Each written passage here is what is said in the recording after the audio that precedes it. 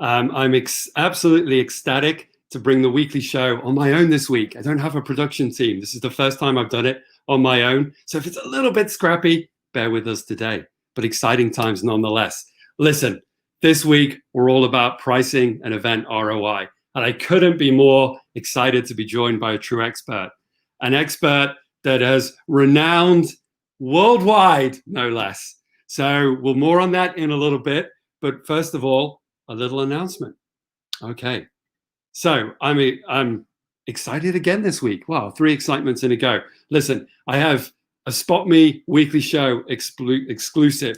We have 500 free tickets to the C2 2020 online event. And if you haven't heard of C2, do they give an event. And it's online this year. The topic is from recovery to resilience. And just to give you a little bit of a flavor of what they have in store, they have the likes of Gary Vaynerchuk, they have Jane Fonda speaking, and they even have Malcolm Gladwell. A stellar lineup. You're not going to want to miss it. So keep an eye out for details of how you can register for that. I only have 500 tickets, and they're only going to be available to people who signed up on the SpotMe platform for the weekly show. So keep your eyes open and peeled. Okay, so as it's just me this week, and we're all about pricing, I figured I would just talk to you a little bit about how pricing and ticketing might work from the SpotMe side. So you basically have a couple of options when you think about setting up ticketing and pricing for a SpotMe built event.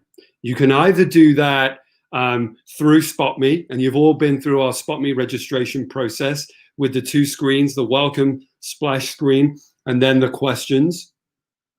And then what you would do from that screen is link that, instead of launching people straight into the weekly show or your event experience, you would link that to a Stripe payment page. And once they paid on the likes of Stripe, can be any ticketing or pricing or payment platform. Once they had paid, then you would use an integration from Stripe or your other payment platform back to SpotMe to create those users and then send them the link to log in. The other way you can do it, and we have various ways to do this, is you can choose a different registration system. So you could choose a Splash, an Eventbrite, whatever that may be. You can choose one of those systems and then send those paid registered users back to SpotMe. Now, either way involves an integration of some sort. And you have 3 options here. You can choose our off-the-shelf integrations where they exist, mostly for the reg side. You can choose and build your own integration with our open API, or you can create an API token and link to thousands of other tools and solutions through Zapier. And so what I wanted to do today is remind you how to create and set up a Zapier integration, because in a way, it's definitely, it's probably not as quick as our off-the-shelf, but it's pretty quick. So here's how you do a Zapier integration all by yourself.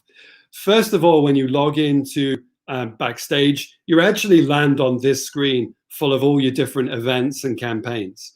Okay, so what I want to do though is click on my initials down in the bottom corner and actually click on my name. And what it's going to do is bring up my profile. And assuming that the API token is set up, and you need to speak to your account team and service and support team to make sure this is true. But once your API token is set up, what I can do is create a new token. So I'm going to say the weekly show test for Zapier. I'm going to create that token. Now, this is important. Once you've created the token, you should see the token actually appear on the screen. And so copy that token. Okay, make sure you copy it to a notepad if you need to. And once you've copied it, this is where the fun begins. You get to build your integration in Zapier. Now here, I've landed on the SpotMe integrations page. Okay, if you just type Zapier for SpotMe, it comes up in the search results. Otherwise, you can use this URL, zapier.com/app/SpotMe/integrations. honestly, I just Google it. And then, so we have SpotMe on the left, and I need to choose something on the right. So in this case, I'm going to choose Stripe. Okay. And then it's going to reformat the page to SpotMe plus Stripe. And here's how I start building. Every time I get a new customer in Stripe, I want to create a user in SpotMe. So I'm going to create that app. And as Zapier's loading, basically what it's going to allow me to do is map my Stripe account. So you're going to need to set up a separate Stripe account in this scenario and make sure that's all connected. Now, when it comes to SpotMe, here's where your API token comes in. You actually need to add an account. Now, I have one preset here, so I'm not going to add an account. But when you click that button, basically that's where you name it, and you add in your SpotMe API token that we gathered from Backstage. And then it's as simple as just clicking it on and starting the process, so that every time somebody makes a payment in Stripe, they get created in Backstage, and then I can invite them to my campaign, my experience, my event, whatever that may be. So quite simple. You have basically two main options. Again, you can use SpotMe Reg and a separate payment platform, and you can choose how you integrate there and send them back to SpotMe, or you can use a separate Reg with payment included and then send them back to SpotMe. Voila, easy as that. Now, on to the topic this week. I am so excited, and I know my guest is too. She is incredibly knowledgeable. I hinted at that before. And I think when the pivot happened, I think a lot of people scrambled to try and work out the true value of their events. How much should they be pricing? How do they achieve their ROI? What does it look like now? And I know my next guest has a lot to say and to help everybody with. So, welcoming Anna Boggs from ITA Group to the live show. Welcome, Anna. Hello. Thank you, Tom. Absolutely delighted to have you here. I know it's a hot topic, and I know people will be keen to get your answers. So let's kick off. Sounds Listen, good. I think before we get to pricing, I think there's a more important discussion that needs to be had. There's a lot of prep that needs to go into this. And it's around goals of the event, right? Because pricing strategies definitely have to match the original goals. How are you thinking about goals in the terms of pricing, and how should other people be thinking about it?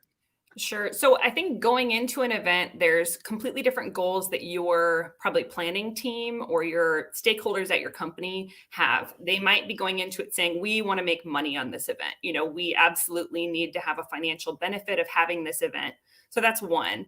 I think there's another group of events that go into it saying, you know, our goal is to reach the biggest, broadest audience possible because, you know, ultimately we want to teach people something, or we want people to learn more about tools or services or products we have, again, with probably their mind on eventually converting those people into a sale. So maybe it's not an immediate financial benefit right away, but it's down the road. Hopefully those people will become either more committed customers, you know, bigger advocates. But again, broadening the scope of your exposure.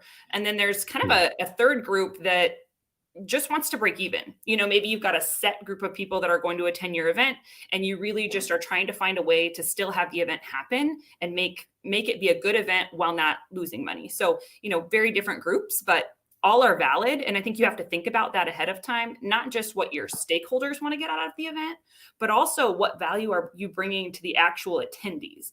Because ultimately, you know, the value you can bring to those attendees is going to drive whether or not they come. Oh, it's so true. And I really like, as we've been discussing this over the last couple of weeks, I really like your thought process here, because what you're saying is, you know, essentially, when you have people looking at your potential event, they're going to make a judgment, right? Mm-hmm. And it's not us as the planners that gets to decide where the value is. It's actually the people attending. Right. And so, you know, the extension of that, which I absolutely love about what you're saying, is don't just think about the event as an isolated moment. Think about the journey that person's on. And if you can recoup some of that cost later down the line through sales or renewals, maybe that's the answer, right? It's not just about how much do I have to charge to get people through the door. Maybe there's a bigger picture play here that you should be taking into account. Oh, 100%, 100%. Because I think there's a difference. Like we said, there's the people that eventually will buy something down the road. Right. But I think there's also the opportunity to just, maybe your goal is to come forward as a thought leader, and really you're just trying to stay relevant with everyone home and wanting to be top of mind. So in that case, putting on an event, again, we were talking about pricing with events, but maybe that's your answer, is if your goal is to just get in front of people, maybe you don't want price to be a barrier that keeps people from, you know what I mean, from attending. So it really does become, it's a stack of questions or a stack of topics, you as a planning team, you as the actual planner, but then also the content producers for your event need to together align on to make sure that you all understand the goals that you're going into it with.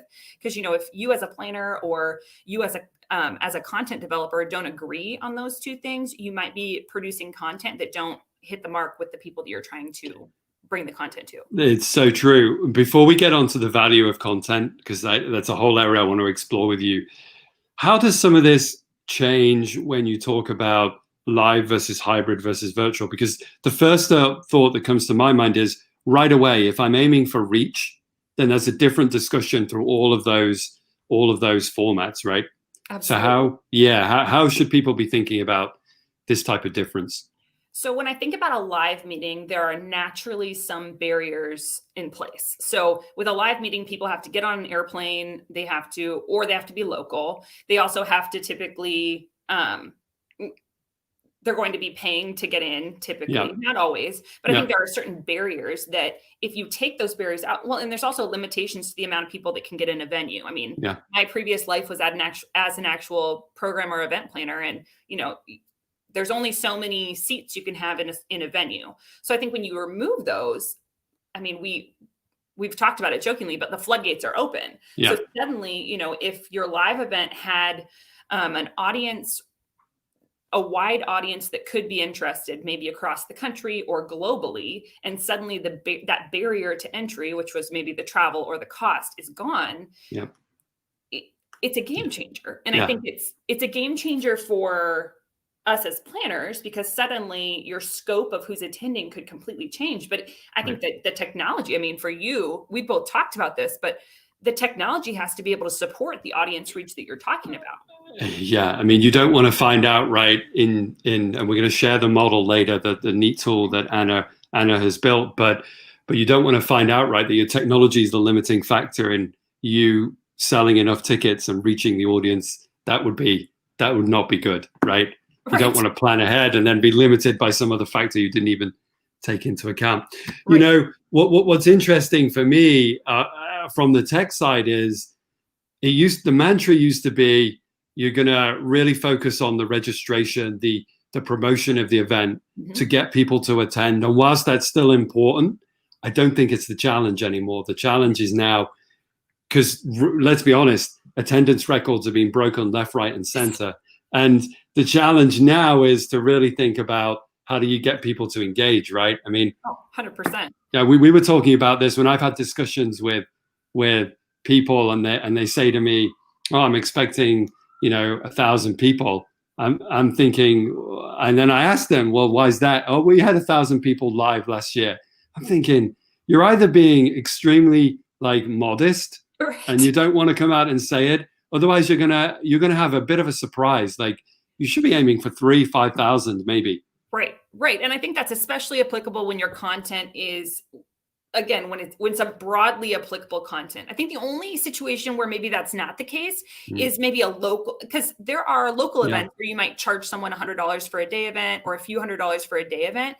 And if really your audience isn't much beyond a regional attendee group, you might be looking to just maintain your attendance. But I mean, if you have a product or service or a training that a lot of people could be interested in, again, those limitations that were in place are suddenly gone. Not there. I mean, very similar to what you said. We had a client that we were working with that, they were a company that already had, 5,000-10,000 people attend. And, I think they were shooting high. They weren't even trying to be conservative. They were shooting high. Right. But ended up having 8-10 times the amount of people they'd previously had. So thinking of so when we say floodgates open, we're not kidding. Like floodgates could possibly open, especially as I guess, I don't want to say quality of your content, but like the value of it, just that subjective value that is really up to you to define. As a data nerd, you already gave that, but look at your data. How many people did come historically? I think that's your best bet for a starting point, is to say who came. And I think to say, could more come? Or, were there barriers previously that now are going to be gone? I think that's so smart. And that leads nicely as a segue into the next topic, which is, listen, we have our goal. We've sorted out whether we're truly trying to get more people, more eyeballs, we're trying to make money, or we're just breaking even, as 3 basic goals, right? Mm-hmm. Now I need to take a step and think about where the value in the event is. So at some level, I might be pricing this event, and I need to distinguish where the value is.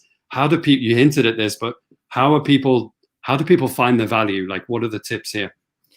So I think we go back again. This might scare some people, but go back to that data that you have, the historical data. And depending on the complexity and the size of your event, it might be just going into your historical registration tool.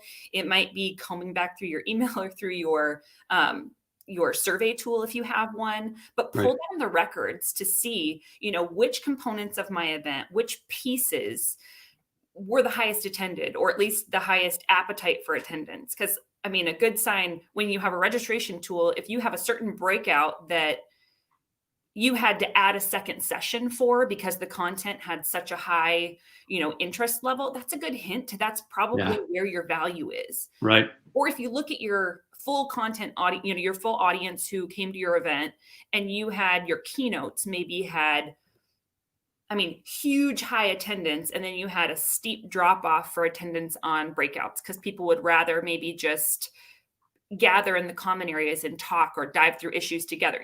That's a good hint that your value area is probably in that keynote content and in community. Yeah.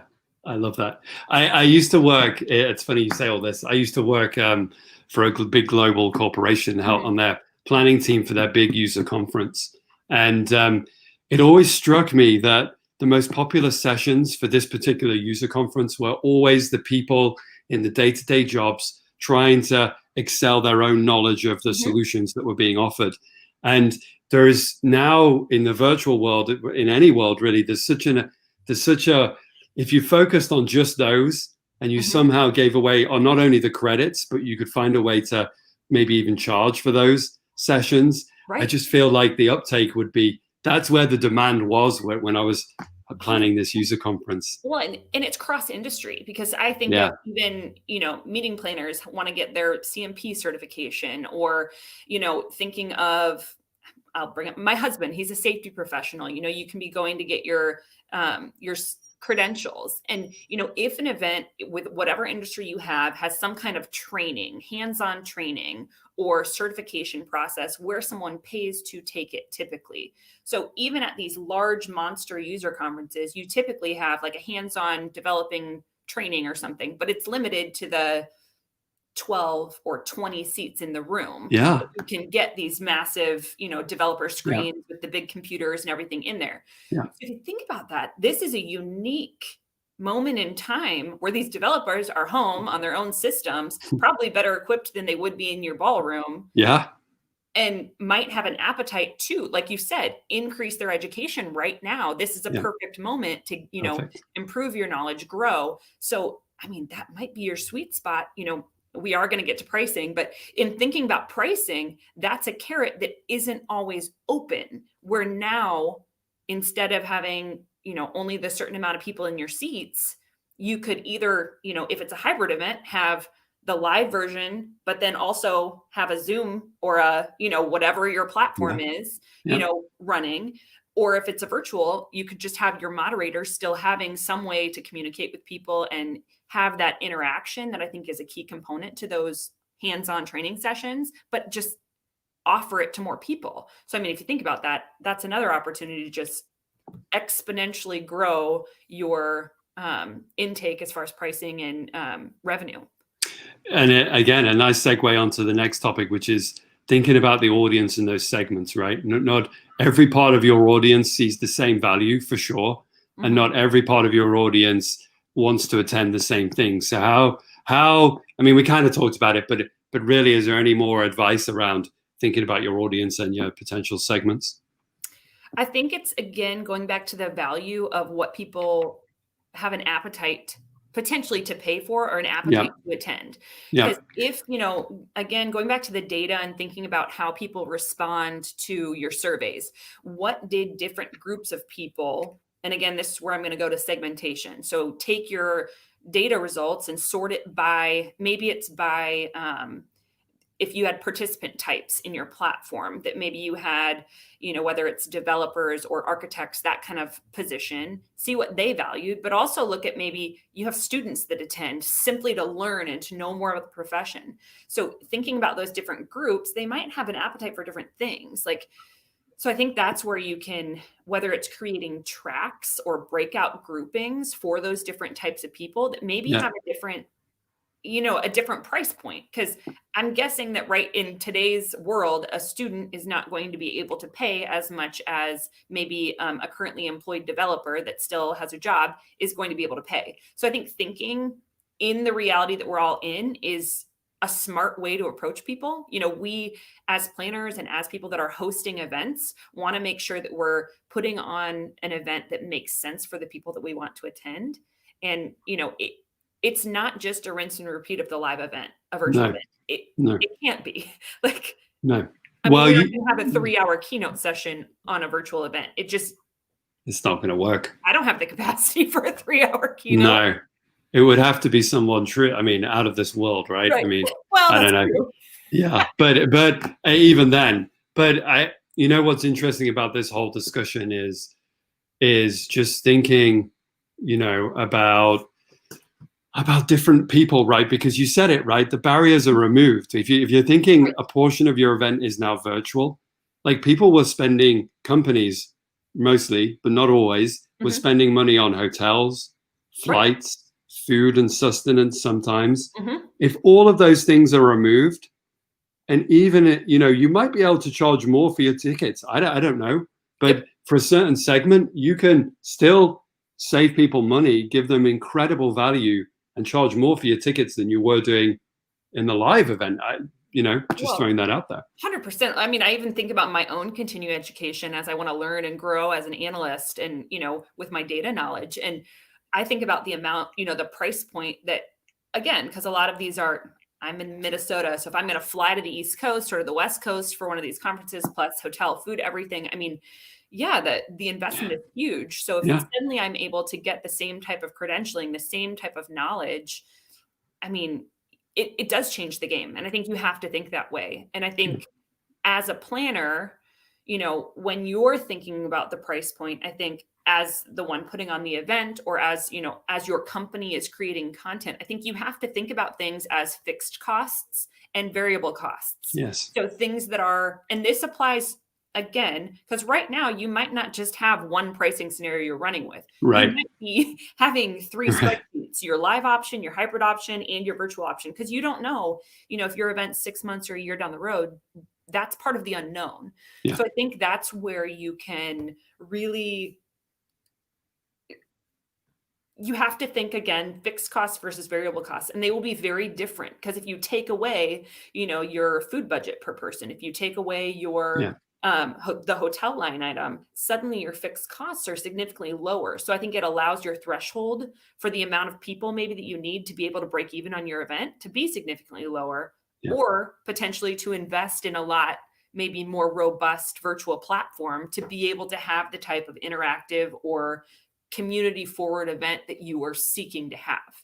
Yeah, so for sure. You have to think about that. What am I willing to give up? Or where do I put my money? Where do I funnel the most funds? It might mean you need a more robust platform. It might mean you need to connect with a partner to help you with the, post-event engagement communications campaign to really drive forward the value that you're providing. And I think that's where you have to be smart. It's not just a rinse and repeat of your live event. It can't be. No, it can't be, because I even think about before, and I know you've got a hugely exciting tool to talk about, so I just one more comment, but I even think about, it's not even just that moment in time, right? Even if it's an hour, 3 hours, 2 days, whatever your event, your live piece, your whatever piece is, it's the on demand as well that you don't often get. Right. Wasn't really in the vernacular of the live in-person event. It's this added value of on demand as well. You're not just, you shouldn't just think of it as like the value that is really in there for the moment. It's the value over potentially an extended period. We had one comment says fixed versus variable, great direction. So kudos, Anna. Thank you for that. Okay, now let's talk about the tool. Before we get there, though, we did include a link in the show notes on the SpotMe platform. So everybody who's registered on the SpotMe platform gets the show notes. And in those show notes, there's a link to a blog post that yourself, Anna, I think you authored. Somebody, yeah, perfect. And at the bottom of that link on that blog post on the ITA Group blog, please visit it, is the actual tool that you can download and use. But talk to us about your tool. What's the aim of the tool? And what are some of the inputs that people need to consider? Sure. So the tool is really, it's a calculator. Part of my job as an analyst across ITA Group is to really help our clients be able to project or to consider the data they have at hand and look forward to say what could happen. And I think in today's world, if I can put some of the inputs in there to make that process less painful, that was my goal. So really the inputs into this calculator, you're going to type in the amount of attendees that maybe you hope to have at your event. So again, a good starting point you've heard the context that Tom and I just shared, but a starting point might be the amount of people you had last year. And then you have another input that says, how many is the average sessions a person attended? So this is really only going to apply if you have a pretty complex program where you're considering pricing breakouts like by session. So that field might not apply to you. Feel free to leave it blank if it doesn't apply. But then the third component is, what are my costs? Like, what am I looking to spend? And take that blank with a grain of salt, because I think that's one where you can put in your fully fleshed out, here's what my bottom line budget is, but that can also be my budget less maybe revenue streams that I know I already have coming in. So if there's a sponsorship component to your event, subtract out your sponsorship income that you're anticipating that will come in. But that number is really important, the cost, because down further in the tool, it allows you to say, okay, if I have, let's just use nice round numbers. If I'm looking at 100 people attending my event and I'm looking, my total budget is however much money. As you scroll down to these different breakout pricing scenarios that I have laid out, I've laid out a few options and then have additional considerations at the very bottom of the tool.